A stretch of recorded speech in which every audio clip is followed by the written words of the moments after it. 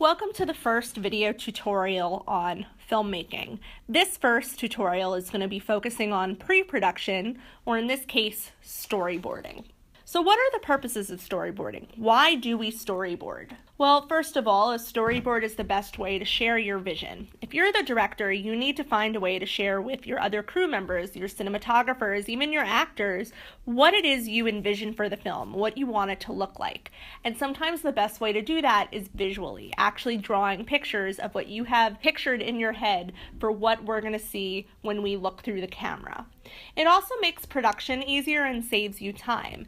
A storyboard allows you to sort of visualize your film ahead of time, so when you get onto set, you know exactly what you need to film. Rather than getting onto set and sort of floundering and trying to figure out, oh, maybe I should get this, oh, what if we did this? You've already made those decisions before you get onto set. And it also makes sure that you get all the shots that you need in order to tell your story. So what's included in a storyboard? It's typically an image of your shot, so exactly what you are going to see when you look through the camera, and a description of the scene. Is there a line of dialogue being given? Is there a particular action taking place? But it doesn't matter if you can draw or not.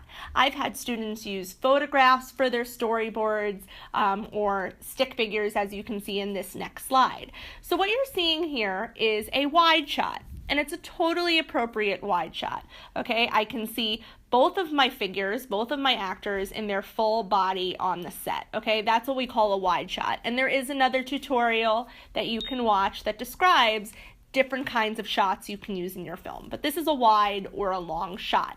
But it also is illustrating a common mistake that I see with students' storyboards. So often what will happen as my students are storyboarding is I'll see them draw something like this. And I'll ask them, oh, is that a wide shot? And they'll tell me, no, it's supposed to be a close-up. But there's nothing close about this, right? We're seeing the full bodies. That's not a close-up. A close-up would typically just be someone's head and maybe a little bit of their shoulders.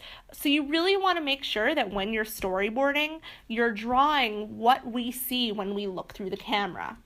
So this would be a great way to show a close-up, okay? If you can really see the difference between the wide shot, where we see a full body, and a close-up. And again, really, really quick, simple drawing. In fact, with all of these, I just used shapes on PowerPoint. All right, this is an example of how you would do an over-shoulder shot. Okay, here you see the back of someone's head and someone talking to them. This is great for conversations.